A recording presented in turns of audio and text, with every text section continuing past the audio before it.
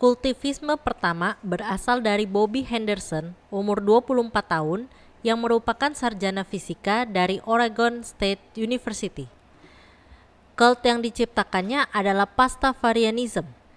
Hal ini dia lakukan pada awalnya untuk pembuktian ke Kansas Education bahwa creationism tidak seharusnya diajarkan di sekolah, tapi harusnya menjadi hak bebas dari seseorang.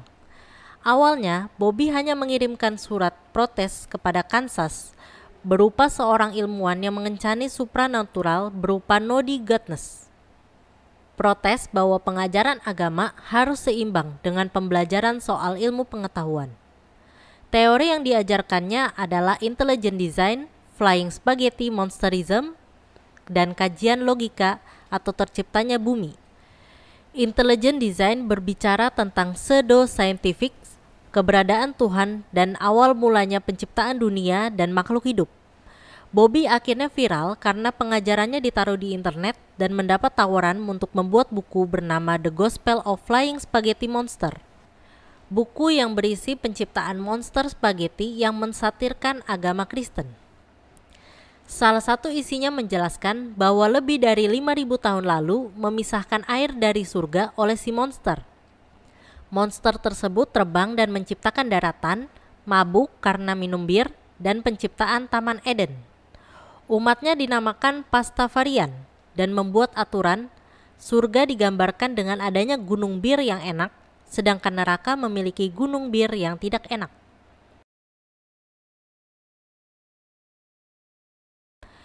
Kultivisme yang kedua berasal dari India yang muncul lewat seorang bernama Satya Sai Baba atau yang biasa dikenal dengan Sai Baba.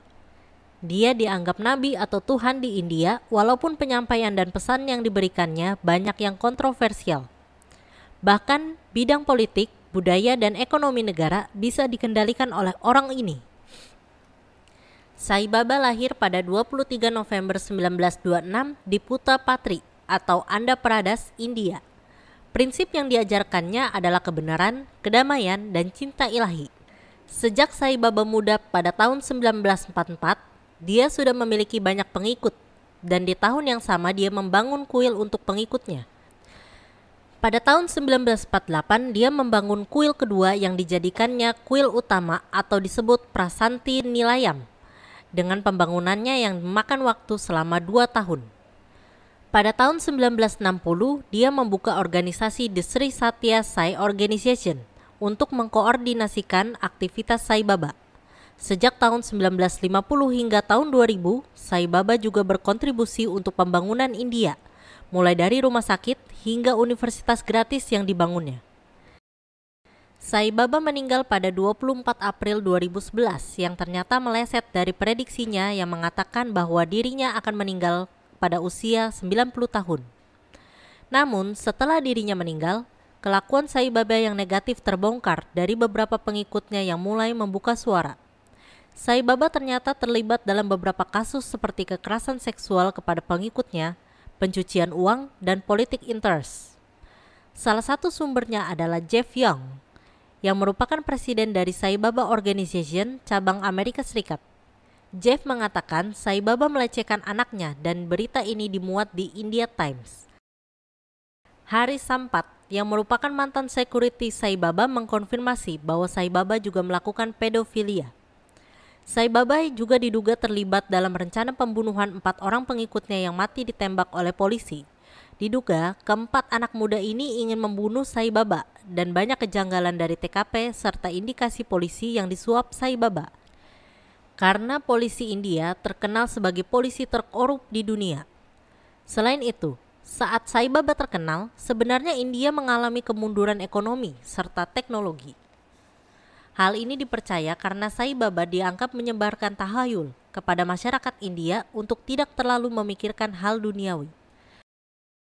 Kultivisme ketiga adalah Aum Shinrikyo, yang merupakan sebuah kultivisme yang menghebohkan dunia yang berasal dari Jepang, soal kiamat dan sangat mengerikan. Kultivisme ini berasal dari Shoko Asahara yang lahir pada 2 Maret 1995 di Jepang. Dia memiliki kekurangan dalam penglihatan yaitu infantile glaucoma yang membuat kekurangan cairan pada mata. Pada tahun 1977, Soko lulus kuliah dan mulai mencari uang dengan menjual obat herbal namun melanggar undang-undang pengobatan di Jepang. Soko akhirnya pergi ke India untuk belajar meditasi dan mulai mengumpulkan seluruh pengajaran yang bertentangan dengan pengajaran agama pada umumnya. Lalu dia mendirikan sekolah yoga yang dinamakan Aum Shinrikyo, yang artinya kebenaran tertinggi dan disahkan oleh pemerintah Jepang yang tidak perlu membayar pajak, serta memberikan imunitas terhadap seluruh hal negatif yang dilakukan di dalam Aum Shinrikyo. Setelah menerima legalitas pemerintah Jepang, sekolah yoga ini akhirnya mendapat pengikut sangat banyak dan mengalami peningkatan aset yang sangat drastis hingga 1 miliar US dollar. Hasil ini didapat dari uang pendaftaran, penjualan buku hingga investasi dari berbagai pihak yang juga mengagumi sekolah yoga ini. Pemimpin yang mengaku bisa terbang ini mengajarkan beberapa hal seperti kemurnian tertinggi manusia yang hanya Soko yang bisa mendapatnya. Kemurnian tertinggi juga hanya bisa dicapai melalui peperangan. Dia juga meramalkan peperangan dunia melalui beberapa sumber yang kontradiktif yang sebenarnya berubah-ubah. Keselamatan hanyalah dengan menjadi pengikut dia. Aum Shinrikyo ini akan membunuh seluruh pengikutnya yang akan keluar, bahkan tidak segan membunuh keluarganya. Hal ini dia lakukan untuk menutupi aibnya yang selama ini dia perbuat. Untuk membenarkan ajarannya soal perang, Soko akhirnya membuat isu bahwa Amerika sudah memulai persiapan untuk menyerang dan menghancurkan Jepang dengan rencana menggunakan nuklir serta gas beracun yang akhirnya meresahkan masyarakat Jepang. Namun hal ini malah membuat masyarakat Jepang melakukan protes terhadap ajaran Soko. Soko akhirnya menyebarkan virus antraks dan menginfeksi masyarakat Jepang, namun akhirnya bisa diatasi dengan baik. Selain itu, Soko juga melancarkan serangan terhadap beberapa orang yang diduga akan menyebarkan rencana besar Soko yang akan mempercepat rencana peperangan dunia. Soko dan timnya melakukan penyemprotan gas beracun yang menyebabkan 7 orang meninggal dan berakibat jangka panjang kepada beberapa orang. Adanya pembuatan gas beracun yang didirikan untuk mempercepat peperangan dunia dan kehancuran Jepang yang nantinya akan dituduhkan kepada Amerika. Puncaknya adalah aksi kejahatan mereka dengan melakukan penyebaran gas beracun di kereta bawah tanah Jepang yang menyebabkan beberapa orang meninggal dan sisanya mengalami dampak jangka panjang. Kultivisme berikutnya adalah Church of Googleism pada tahun 2009. Googleism ini tidak jelas siapa yang menginisiasinya dan memiliki 9 hal yang menjadi landasan pengajaran bagi pengikutnya. Namun Googleism ini tidak memiliki tempat ibadah walaupun namanya Church of Googleism. Kata church digunakan untuk menaungi para pengikutnya saja karena Google identik dengan online, maka para pengikutnya akan berkumpul secara online. Google dianggap sebagai Tuhan untuk mengetahui segala sesuatu yang ada di dunia. 9 bukti tersebut antara lain Google All Knowing atau serba tahu. Google ada di mana-mana karena Google bisa ditemukan dimanapun selama mendapatkan akses internet. Poin ketiga adalah Google adalah penjawab doa yang dimana manusia dapat menemukan apapun yang menjadi pertanyaan mereka akan dijawab dan diberikan oleh Google secara cepat.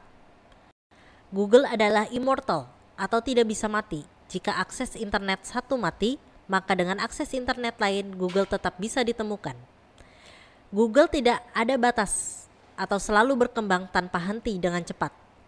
Poin keenam adalah Google mengingat segalanya karena seluruh informasi yang dimiliki seseorang atau jejak digital lama bisa diketahui kembali.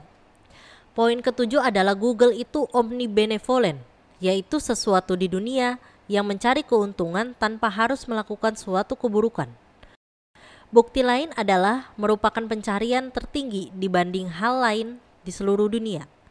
Bahkan jika seluruh hal tersebut digabungkan, tetap tidak bisa mengalahkan pencarian Google. Hal lain adalah Google melimpah karena tidak memerlukan adanya kepercayaan untuk sebuah Googleism. Jika manusia tidak mengetahui adanya Tuhan di mana, namun Google dianggap sebagai Tuhan karena dapat ditemui di mana saja. Seperti sebuah agama pada umumnya, Googleism ini juga memiliki beberapa aturan dan larangan. Salah satunya adalah tidak boleh menggunakan media pencari lain selain Google, serta memiliki hari raya, yaitu Hari Apresiasi, pada 14 September sesuai dengan dirilisnya Google pertama kali. Google juga mengharuskan pengikutnya berdoa sebelum menggunakan Google.